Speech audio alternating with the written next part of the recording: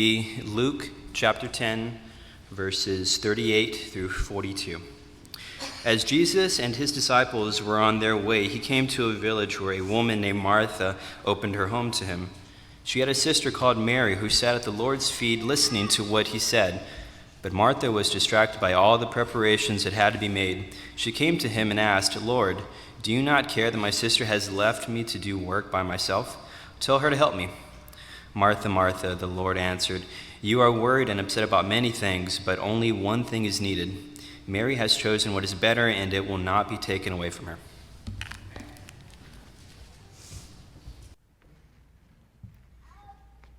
Thank you, Adam. It's great to see everyone today, all the good smiling faces, and being able to worship God and being able to sing praises to Him. We've been talking a little bit about being alone and what that would be like, and that doesn't have to be a terrible thing, that there are some useful things when you're alone. I wouldn't say pleasant, but that's where most of our learning takes place, is the times when we're alone and the times when we go through difficult things. And so being alone has a purpose. And so there's a reason for it. And sometimes we're alone together, and we talked about that last week. And you're with a lot of other people, but it seems like it's just you. And they're all busy, and they're all on their phones, and you're just there, and no one's talking to you.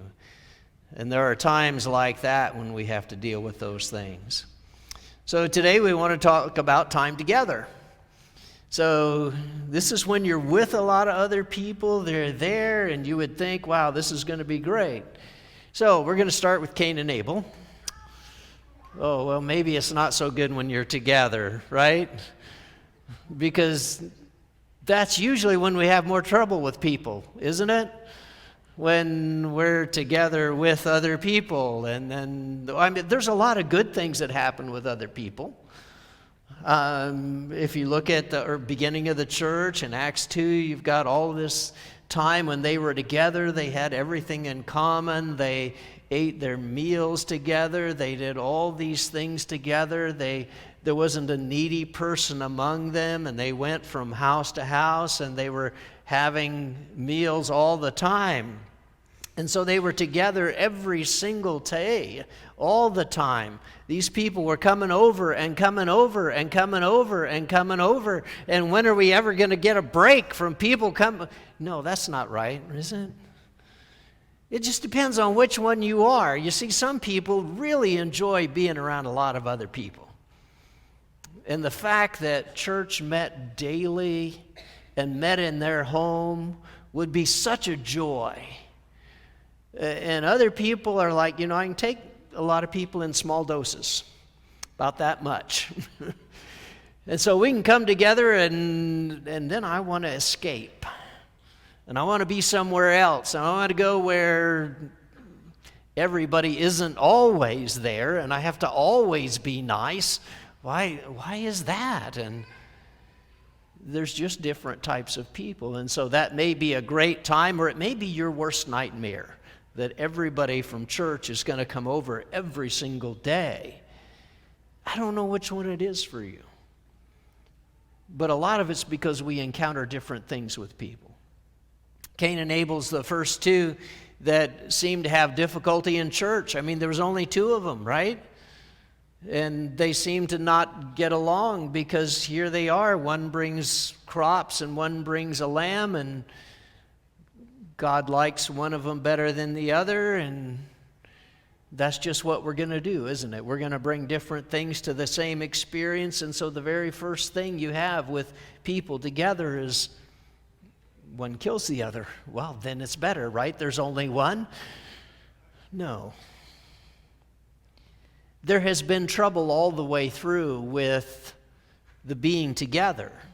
If we think alone is hard, try being with other people. That becomes hard. And so basically, I don't know that there's a time where you can say, oh, it's always easy, because we have these things that we encounter. And so there's a very strange story that Jesus tells in Luke chapter 10. And I have to look and make sure we're there. that Adam has read for us this morning. And as you look at this, I thought I knew what this story said. I've assumed things all my life for this story that don't seem to be in the story. And so see if these are the same things that you saw. Mary and Martha are always together. Seems like they're always mentioned together. They stay in the same house. We understand it's Martha's house. And so it does not say it's Mary's house, it's Martha's house. And so we understand that's what happened. Usually we see that there are three people that are there, but this just talks about Mary and Martha. And so Martha seems to be one of those people who's on top of all the details. And Jesus goes to her house, and there are times when we would go to someone's house. As Jesus goes to her house, she is fixing everything for him. She is getting everything ready. She is making all the preparations, and Mary, her sister, is sitting there listening to Jesus. And as you know, when you have people over, there's a whole lot to be done. The sisters seem to be very, very different from each other, because one is really focused on the serving side of things. And Jesus talks a lot about serving, and she's trying to do her best to prepare everything for Jesus. And one just sits and listens to him, just kind of sits there in awe. And when Jesus taught, Mary wants to be right there. And so this idea of serving is important. And we are always taking care of people. And she comes and gets kind of overwhelmed with everything and says, "Don't you care?" which is an interesting phrase. "My sister has left me to serve alone." Well, they're not alone. I mean, Jesus is there, Mary is there, but that's not what the focus is. The focus is, my sister has left me to serve alone. I'm having to do all of this. And she seems a little frustrated and a little bit upset. Well, we have to have food, don't we? I mean, she should have been up helping, and yet that's really not the answer we get. What makes things worse is Jesus defends Mary and says, well, she's chosen the better thing. Okay, now what? Well, now he doesn't tell her to get up and go help. Now, can she get up and go help? But if she's already chosen the better thing, doesn't she have to stay there? I told you, this story is one of those that kind of makes you go around in circles. Is she not helping deliberately? Is she just oblivious to the fact that Martha is up serving and doing all this stuff? And you know how people are sometimes. You just don't notice that there was a lot of stuff to be done because it wasn't things you were thinking about and you were focused on something else. And you know, maybe she just wasn't aware of it, or maybe she was deliberately sitting at the feet of Jesus. And she wanted to be there. She knew she needed to be there. She was listening to Jesus. She was intent on that. And you know what, Martha, you can do all the serving you want to, but this is more important. I want to listen to Jesus. And that seems to be Jesus' interpretation in the passage as well. That here's what I want you to do is to be able to listen to me. And so she's chosen the better things, that she is dedicated to Jesus, that she is listening to him. And so how would you finish the story? Because it just ends right there. Don't we have to have an end to the story? I think there's always got to be a happy ending. How would you have a happy ending on this? You know, what happens at the end of this? Mary listened for a while and then got up and helped so that she would be one helping, or Martha took off her apron, threw it on the floor, and stomped out and said, "There's going to be no dinner for you guys tonight." Or Martha's embarrassed and she just goes back to fixing dinner. Maybe Martha comes over and sits down at the feet of Jesus too. And says, "Okay, I understand. I'll just sit. We won't have dinner tonight." It needs a better ending, doesn't it? We're not left with one. And you can kind of assume from this teaching whatever you need to assume. I think two things are important to realize here.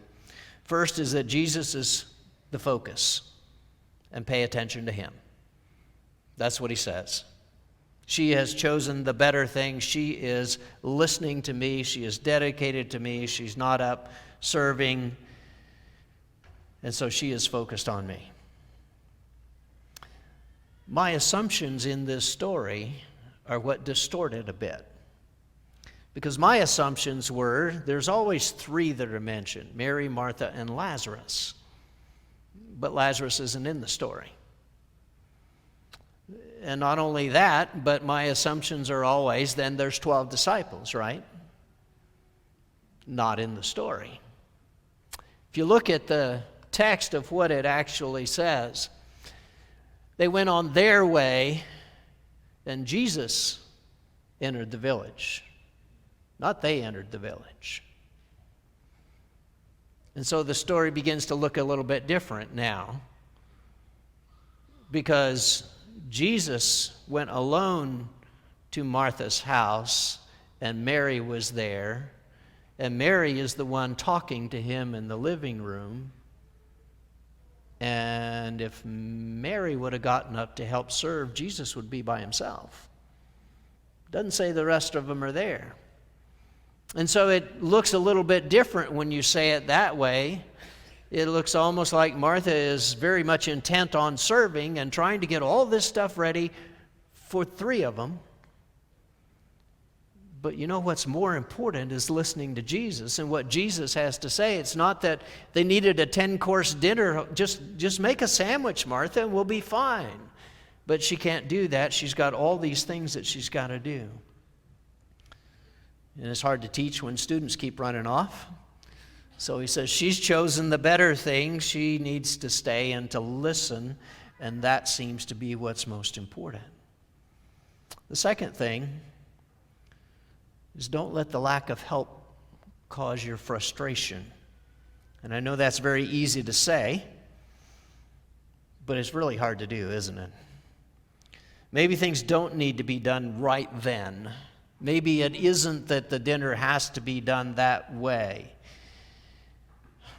And maybe we just need to get the lady some help. Does this sound more like church? Some people are Marthas and they do all the arranging. And some people are Marys and they just sit and want to be spiritual. And it's called time together, right? And so there's a lot of things that happen that are, maybe a little bit harder in our time together. And sometimes our timing is off and we need to see each other and we need to figure out a way to do things. I saw this. A lot of times we're trying to get things to work out, but we're just not quite sure how to make them work. And it seems like a long way from Acts 2 and having everything in common and everybody's over to the house and everybody enjoyed that and the devotion to fellowship. That is, as long as you're cooking, right? We can be devoted to fellowship because you're the one doing that. And still Jesus says Mary has chosen the better thing. She sits at Jesus' feet because Jesus is the center of it all. And I think that's maybe the first thing we have to realize. Well, Martha did live with Mary and with Lazarus. It never calls it Lazarus' house or Mary's house. It's always Martha's house, and Lazarus and Mary live with her. And so she does seem to be the one that is more involved and more focused on details. And they come up several times in Scripture. And so in John chapter 11 especially, they are all three together at the same house, and Lazarus dies. And they send for Jesus, and Jesus waits. And as she finds out Jesus is on his way, it's Martha that comes running, not Mary. Mary stays sitting in the house, but this time it's Martha who comes out.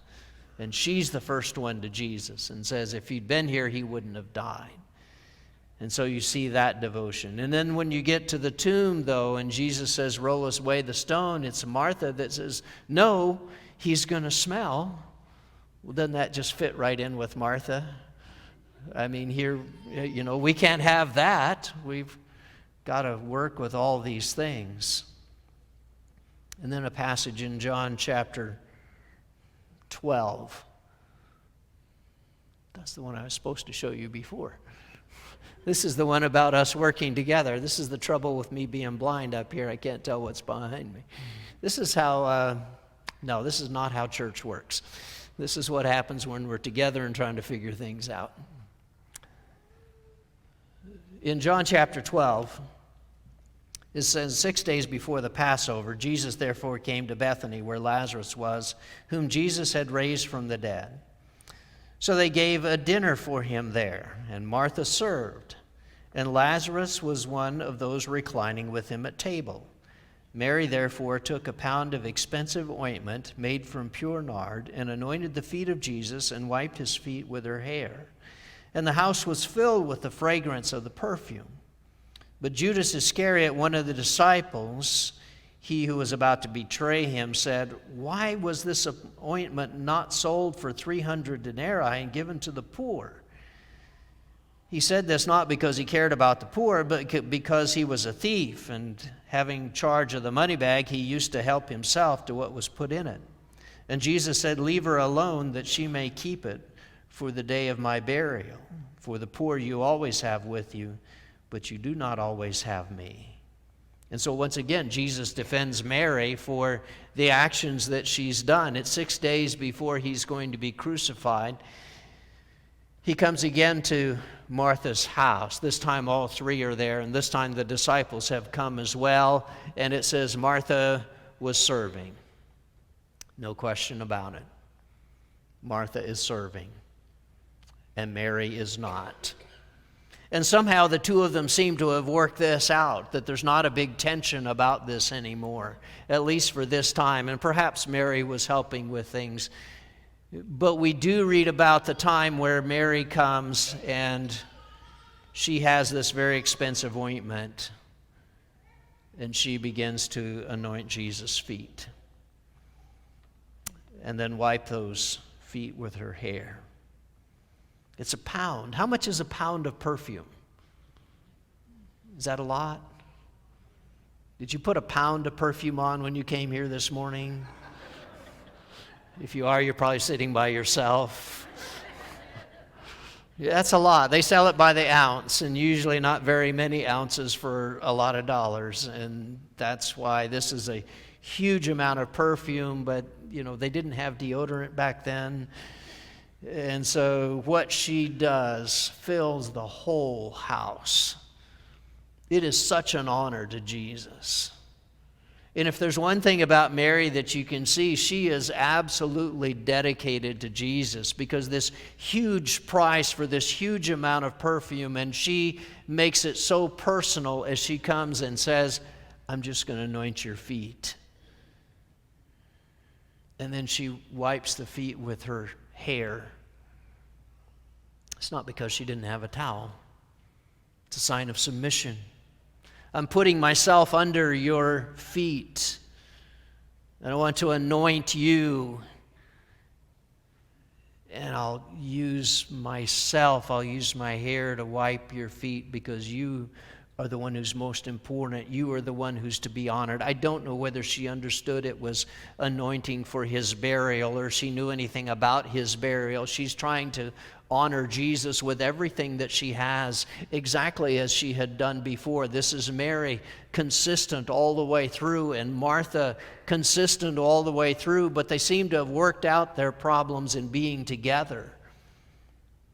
And the fragrance fills the house, and this time it's Judas that seems to get in the way and say, "Well, why did she do that? We could have given this to the poor," and yet it wasn't for the poor, it was more for himself.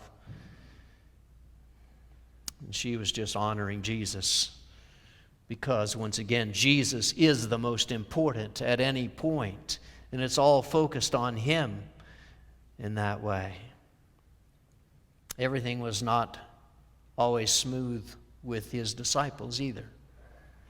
And so you can see how this goes, and you can see that Judas is thinking about himself.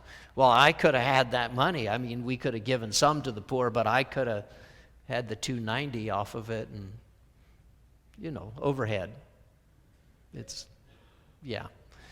You understand how sometimes charities work.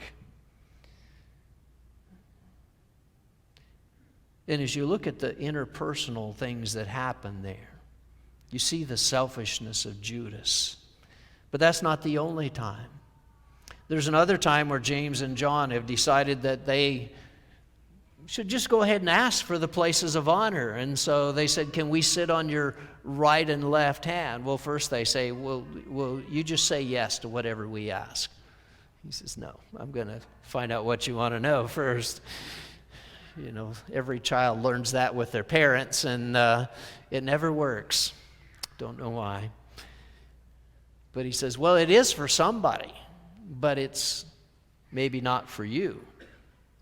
And then when the 10 hear about it, that they had even asked for the places of honor, well, then they're upset. Maybe because they didn't ask first, but they're upset because how would you think that you're better than me? You think you deserve more than me and that you should have a better place and you should get more attention, that you ought to be over this. And so they seem to be very indignant and very upset. This is how a lot of problems get started. This is what happens when we are together.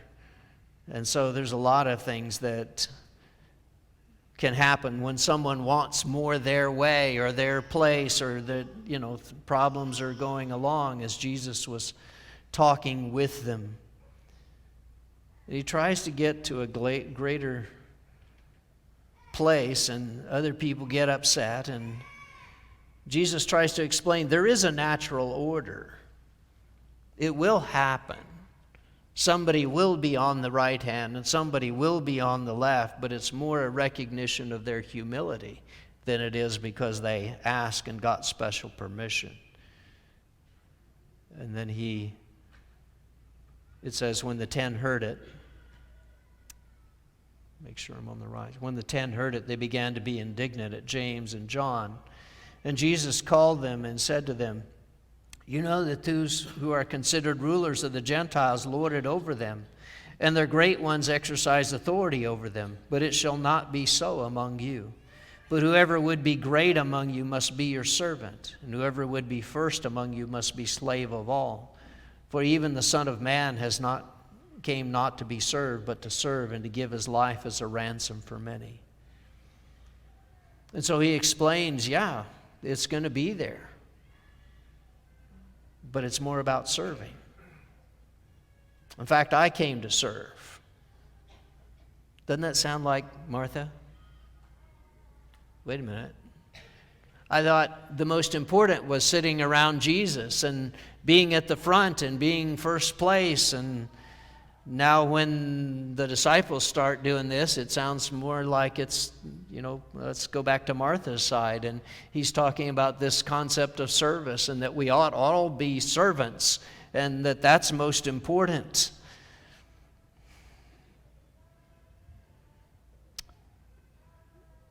Jesus really doesn't want us all just sitting around his feet. There is a time for that. There is a time and place where someone will be first and second, but that's not what's most important, is that we all just sit around Jesus' feet. But when he's here, that would be most important, and serving can wait. We need to keep both different things in the right place and understand what that's all about. When Jesus is asked about fasting, he said, they don't fast because the bridegroom is still here. And so the answer that he's giving to Mary and Martha is, Mary's chosen the better one because I'm here. And as soon as I'm gone, then Martha's is the better because Martha's serving. And I think we get these mixed up sometimes and we get confused about it. No, most important is to sit with Jesus, or most important is to be able to serve. Well, both are most important. And so sometimes we get those confused a little bit. What do we do with time together? Well, first we place honor on Jesus. That's the first thing. Sit and listen to him, to what he says, to what his word says. Learning leads us toward knowing and being known by God, and for God being able to understand us and us being able to understand Him. It's what makes for courage. It's what makes for possibility. It's what makes for adventure. And learning is what comes into our life that we're able then to share that with other people, and how it plays out is different for each of us, and yet we may have a common understanding from Scripture. And service is the second thing.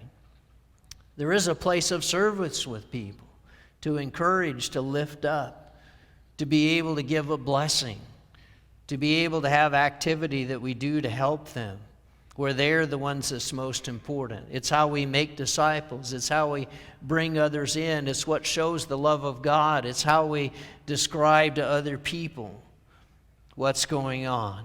And it's important in teaching our children as well, because they need to be able to see us serving, not just sitting at the feet of Jesus and learning, but also serving. And so both of those come in, where they see that we're learning about God, that we do take time to understand God, but also that we're able to go and learn.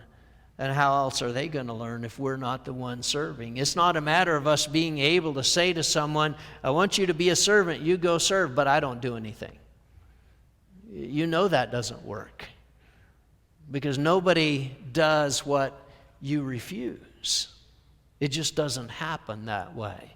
We follow the example, what we see you doing as you say the words. But if the words and the actions don't match, then we don't follow any of it.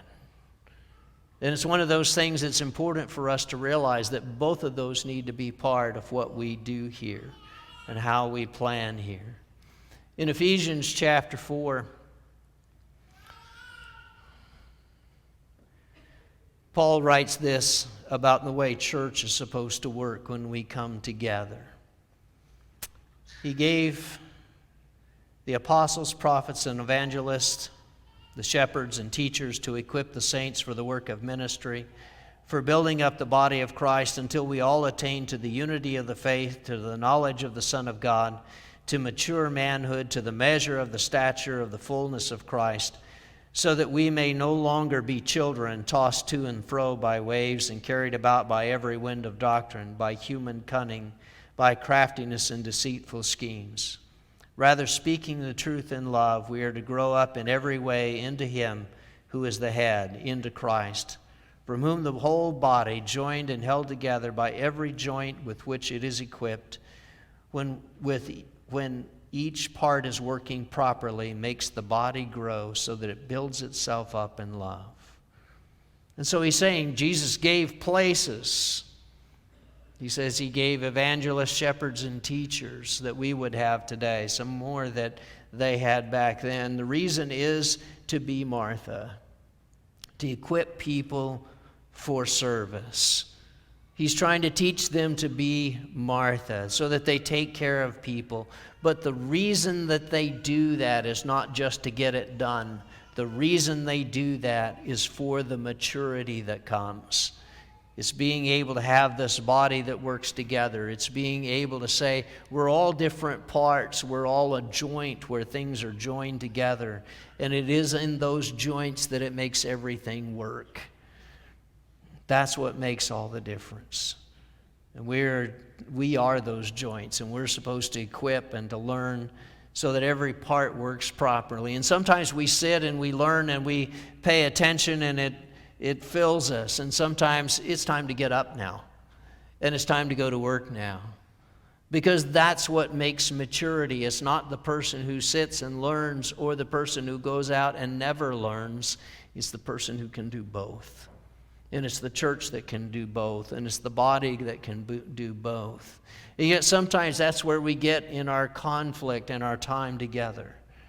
There is a devotion to Jesus and to listening to Him. It's called worship. And there's a service to others that they might find Jesus.